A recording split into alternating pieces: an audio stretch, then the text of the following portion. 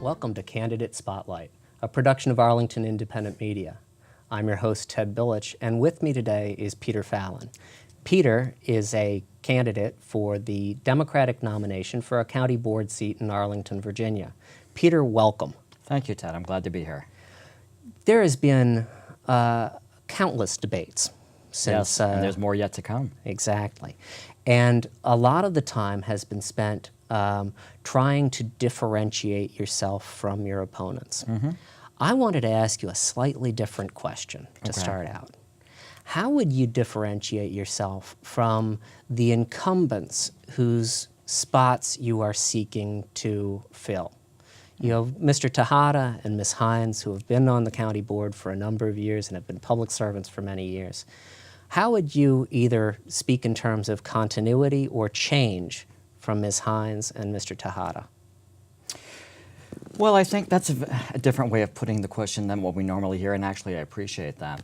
I think that one thing that sets me a little apart from the two incumbents, as far as once elected, if the voters so honor me with that, is that Mrs. Hines was on the school board for 12 years, and Mr. Tejada came out of an organizing background. But when they both came onto the board, they were new to the county issues. And obviously both did very well and fantastically, actually. Look at how great our community is, and they both get a lot of credit for that. But I'm somebody who can hit the ground running because of the experience I've had in the community on so many of the advisory commissions and with community groups. Tell us a little bit, because not everyone will have had a chance to look at your bio, and it is extensive. What would you emphasize as truly important to the role of a county board member that comes from your experience? Well, with respect to my experience, I would say without hesitation, my time on the County Planning Commission, and as well as serving during that time for 3 years on the Transportation Commission and the Housing Commission. I had a total of 9 years on the Planning Commission. I served as chair in 2009. And the Planning Commission is the one commission required under the Code of Virginia for all local governments to have. The law requires a public hearing prior to county board action. That's the Planning Commission hearing. And so basically for 9 years, I studied and worked on and voted on the very issues that came before the county board. And I have positions, I have a record that I'm proud to run on. But it also put me out there in the community, working with stakeholder groups, people in neighborhoods, people, the developing community, for example, and employers. And the affordable housing folks and others, economic development, and really dealing with the hands-on issues and the record, and that's the experience that I bring, I think, to service on the county board. And it's a record that I'm proud of. And that allows me to give very specific answers when people, almost too much information at times, but I'm learning to back off on that a little bit. But it's something that I think sets me apart. So one of the things that we hear business participants in Arlington County say is that Arlington County is a challenging place to do business. And of course, one of the hot button issues is the planning process. This is a forum in which you don't have to answer in 15 seconds. What would you say to those who say that the planning process in Arlington is somehow flawed? I'm somebody who believes you can always improve, and one should always learn from mistakes or learn from the past. Lessons learned, if you want to call it that, and move forward. I think the planning process in Arlington, and is generally very good, and we're certainly well recognized nationally for that. It's made the community what it is. We have a lot of successes to be proud of. At the same time, the planning process does take a long amount of time, and not all partners, whether there's community stakeholders or outside groups, necessarily are accustomed to that amount of time and that type of involvement. How many other communities in the nation, for example, do you have to sit down with civic leaders and neighbors and discuss your development proposal or your plans for the future? And the county board to expect that you will have done that and to have worked with people on that. It's also a challenge for county staff, I think, at times as well, when they're new to Arlington, to really be able to work with that. But I think the planning process does need to be streamlined in some respects. Perhaps one of the biggest challenges in Arlington, and I'm going to quote a former county manager, Ron Carley, when I say this, is that one of the challenges we have in Arlington is that we keep replanning the same areas. And we have to really start to move beyond that. Yes, we have a finite amount of planning resources available in the county, but we've got to make better use of it. And we can't keep just focusing on the metro corridors. Now we've got to pay attention again to Columbia Pike now with the changes in the decision on transportation down in that corridor, as well as in Route 1, Crystal City, Pentagon City, but also very importantly Lee Highway, which one of my earlier forays into sort of the public process and community work was actually serving on an original Cherrydale task force. Now, beyond the Planning Commission, are there other aspects of the Arlington Way that you feel should be either scrutinized or modified in some way?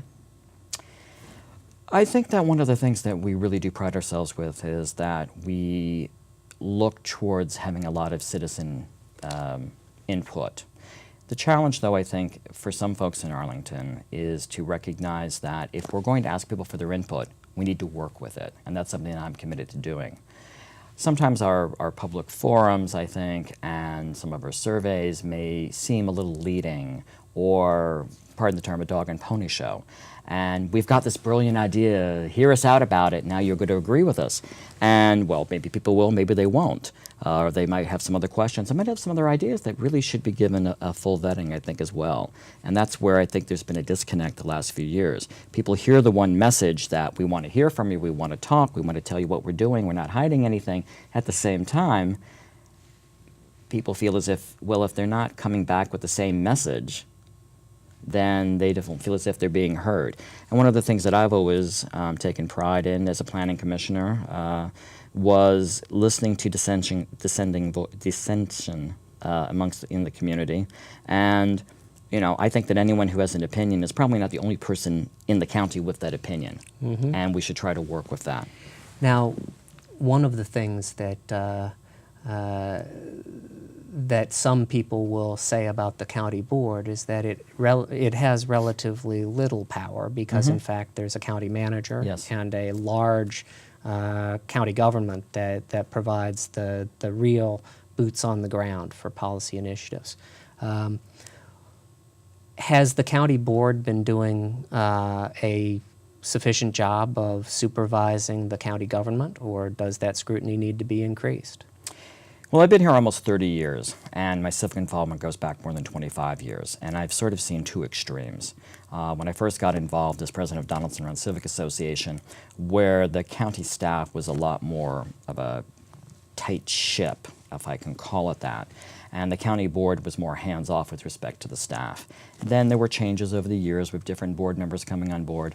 And what I saw then was that the board got more involved in certain issues, certain detail issues, day-to-day running of the county, but the staff also at the same time got the message that it had to be more responsive to the community.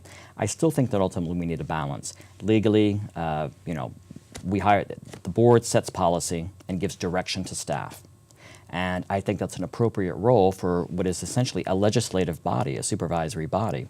And that you have to have the protections within the county staff, you know, the civil service protections to allow them to do their jobs and to give objective and appropriate opinions on issues as part of the public decision-making process that the board has to go through, as well as hearing from the community. I think that we need a balance there. Where we may have gotten a little off is that there are times in which influence is helpful. And what I mean by that is that for years, I mean, countless times, people have asked me, okay, Peter, who should I talk to on this issue? Do I know somebody in housing? Do I know somebody in parks? Do I know somebody in the manager's office? Do I know somebody who can help them on a tax issue? And I usually just say, well, all right, here's a person I would call, or here's an email address, or I'll reach out to staff myself and say, without mentioning who's asked me for the information, you know, well, who would be the source to answer a question like this and direct people like that? And I think that we need to be able to, where we could have a better connection, I think, with the community, is for the staff to be able to be more accessible in that regard. Now, one thing that we've seen over the last couple of years, Peter, is that we've entered, if not an era of perceived limits, at least some awareness that there really need to be priority decisions made on the outer boundaries of policy. Where do you think the budget should be shifted, and what, if anything, can be cut in order to emphasize the priorities that you would place on certain items in the budget?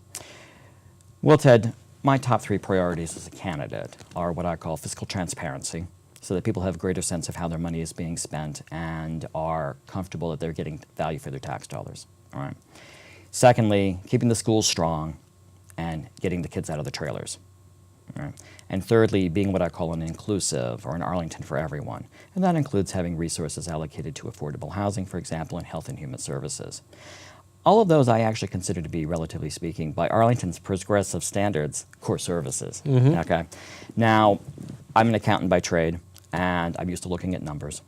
I believe that, for the most part, I think the average, and this is what I hear when I knock on doors, people feel as if, well, they pay a lot in taxes, but they generally feel as if they're getting value. But then they question certain decisions they hear about, you know, from one source or another, a big ticket project, for example. And at the same time, they wonder, well, how can we be talking about these big projects, these big capital projects, at the same time the kids are in trailers and there's potholes and the grass isn't being cut in the parks. And so we have to focus more on some of those things. And I believe that if once the community feels as if it's getting, you know, again, feels as if it's getting value, then it feels, all right, these baseline things are being taken care of, and then money can be spent on other things that we want to do as well. But I think we've always had a challenge in Arlington of being upfront with the community about opportunity costs, and we haven't done that. I think it's taken a number of years for promises that were made to various groups and communities in Arlington, certain promises. And during the heyday in the early 2000s, when, you know, the assessments were going up and buildings were popping up right and left and the tax money rolled in, that was able to, you know, maintain. Once we had the recession, we're in a new environment now, but we have the new pressures of the school enrollment that we have to work with. Schools are a priority, and Yes. We know that schools are in Arlington are undergoing some real pressures. Given the structure of the school board and county board being separate, what do you think the proper role is for you as a county board member in influencing school decision-making policy? Well, first of all, I experienced this firsthand. I'm the proud father of a 6-year-old who is a kindergartner at Taylor Elementary and a 2.5-year-old. And 3 blocks to the west of us, which is currently the walk zone to Taylor, is actually being rezoned to the new Discovery School up on the Williamsburg campus. So I live it firsthand. I'm also proud that as a planning commissioner, I supported every school project that came through during that time, and actually was also asked by past and current school board members to work to help them and the county staff, the school staff, get projects through the county approval cycle. So schools are essential.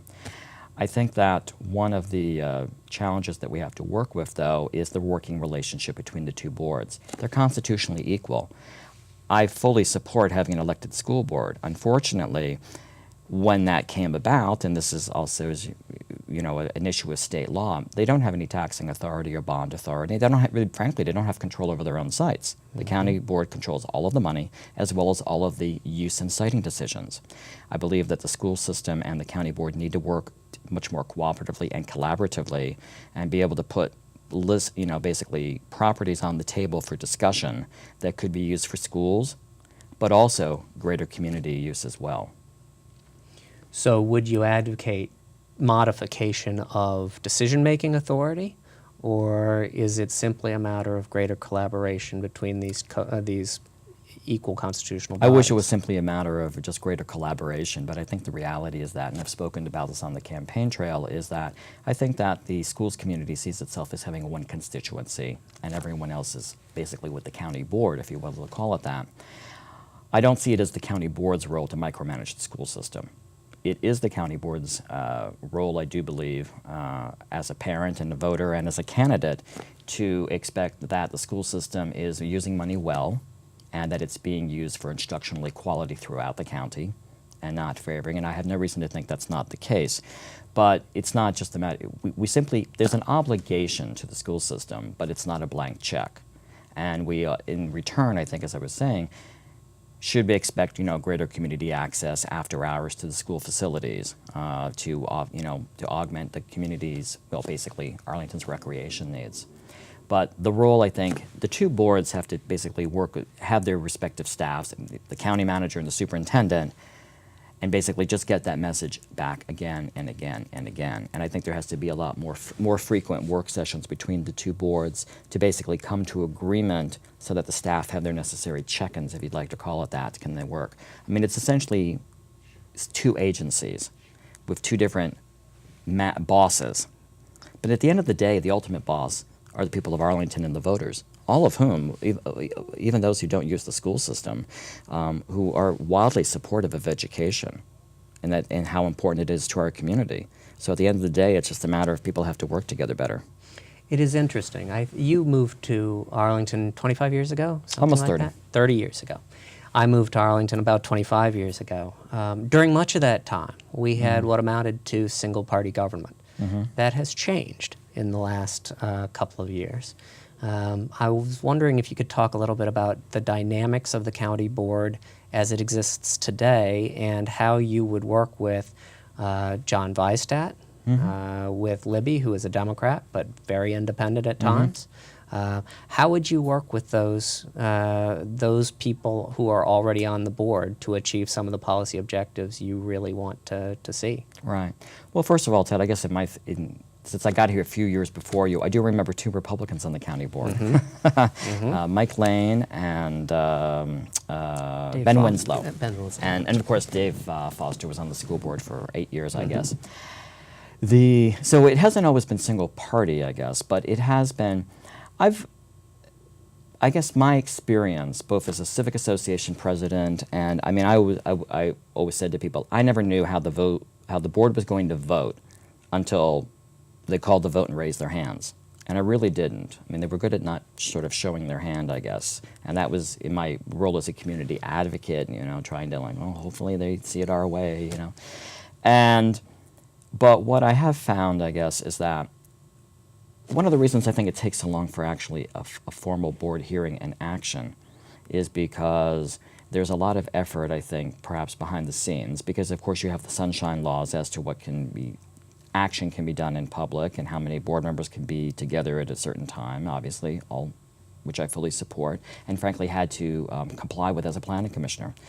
But I think one difference now is it took so long, and then when they finally got out in the open, it seemed like they were all of the same mind. Well, it took a while to get to that point, is what I'm saying. I worked with John Weistat on different community groups. We served together in the Yorktown High School Building Level Planning Committee. And when I was on the Planning Commission, my term ended a year ago, my final term, he sought my advice on that. Mrs. Garvey did the same thing when she was a new member of the county board. Mrs. Garvey was one of the school board members I was referring to who, had asked me to meet with school staff and to help them, get their projects ready to come through the county process. Certainly I've worked with Mr. Fizzett over the years. And actually I've worked with several of the candidates as well in the community. Let's go back to business transparency. Yes. The first thing that you listed. What can Arlington do specifically to make its fiscal accountability more transparent? Well, I think actually they've already started to take one step in that direction, which is the hiring of moving forward with the new auditor position. And I'm a former internal and external auditor, so I understand that function. I'm a big believer in managing expectations. I would have preferred actually that the majority vote of the audit committee actually rested with the county board, not with the staff. In other words, the two board members are outvoted in theory by the staff. Because that creates, I can tell you from my own firsthand experience in my professional life, where the dual accountability is not uncommon, but it can also create problems when it's not there, it's not done right. I think that there are I've yet to hear from the county as to what they expect this function to do. Is it simply a compliance function? Are they going to do efficiency things? Are they doing financial reviews, for example? Who's going to direct and develop the audit program? How many resources are they going to have? The one auditor will work for the board or have that board connection. But then does that person, does he or she have the necessary team in place and resources and access to the different levels of staff and independently into the information to do the work that they need to do. I don't want to be reading your mind. Yes. But I want to, because of the way that you ask certain of those questions, it implies that you would want a very robust audit function. Is that right? Well, I think that that's the very least that people would expect. I don't think that, you know, there's a joke when you're in the audit profession. What's the definition of an auditor? That's the guy who comes in after the battle and bayonets the wounded. Okay. Well, you know, I don't think it has to be anything like that. All right. I don't think, this is from my own personal experience working, you know, in the field, we don't want a gotcha function.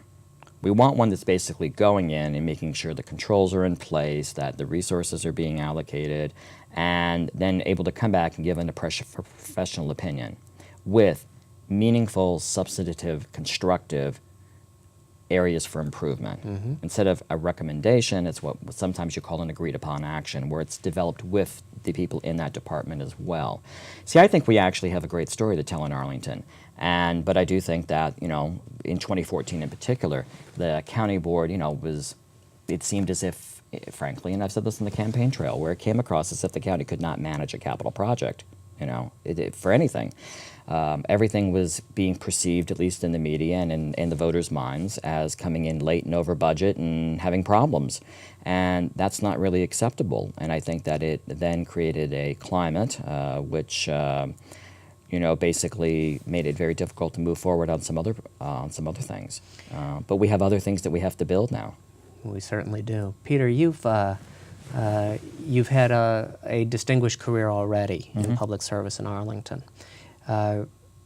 As you set out on that career and as you look at the development of your career over time, is there someone whom you are modeling yourself on? Someone who is serving as a guidepost in terms of the way that you think of how a public servant should act?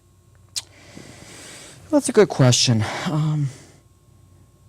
I guess to use a local example, I will use former county board member Jim Hunter, and and I'm referencing Mr. Hunter because he had a reputation, and the phrase was that he was a defender of individual rights, which I guess sounds very different than what you might expect in Arlington, but I think he was seen as, he had a reputation for, if you were sort of the underdog and you were the person who felt as if you weren't being heard, didn't have a big voice, we'll call it, that he would really take time working with you, and then when the board had its deliberations on an issue, he would try to, you know, consider your point a little bit more. And I found that in my early years as a civic association president, that we were able, you know, really frankly, I guess, finding all the board members being, you know, relatively open to listening to us as a community, but Mr. Hunter in particular. And I guess one of my big things is that I'm very big on fairness. And when I became civic association president, Donaldson Run, my goodness, I was probably in the neighborhood a year, and I got involved because I wanted to see the organization be a force for positive change versus having to just sort of react to what it saw as encroachments or negative things coming its way, which of course had to be dealt with, as with any neighborhood group. That is an important role that it has. But fairness is very important to me, and I had to basically sort of find my way, if you'd like, as to who do you talk to, and what meetings do you go to, and when can you speak, and how can you, what is my role, or what can be my role in the process. And so I've always been very big on fairness in that sense. And as a civic association president, my view was that if you came to a meeting and I didn't know you, okay, well that was good, you were a new face. Same thing at a planning commission hearing, for example. If you were not, you know, somebody who attended meetings very often, you clearly weren't getting satisfaction in the process. So I always made it a point of then, once the testimony was over and the discussion was amongst the commission, basically then referencing that person's testimony and then saying, you know, to the staff or to the applicant, you know, Mr. Billich has said A, B, and C and has not heard any response, or he had the following suggestions and never heard anything back. Would staff or the applicant like to respond now? Okay, well, let's have a little bit further with that. In other words, it wasn't just a matter of you coming and speaking for the sake of being to vent. You wanted some satisfaction. So fairness is just very important to me. Peter Fallon, Yes. you've been a wonderful guest. I appreciate you joining us today and talking about your candidacy for the Democratic spot, the nomination to the Arlington County Board. I really appreciate it. Thank you so much, Ted. Thank you also for joining us today. This has been a production of Arlington Independent Media. I hope you will join us for other candidate spotlights. Until next time, this is Ted Billage. Thank you very much.